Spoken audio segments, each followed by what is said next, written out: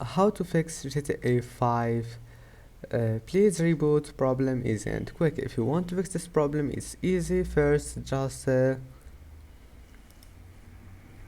go to documents and then go to Rockstar Games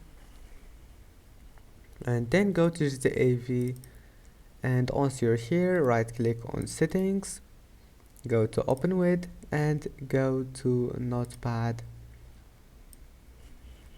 And now once you're here, just click Ctrl and F, or you can just click edit here and you will find click on it.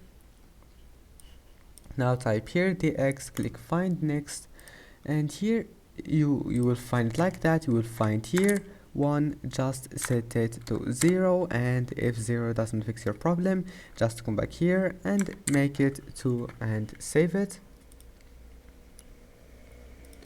Now just go back and restart your PC and try again, and you will find that your problem is fixed.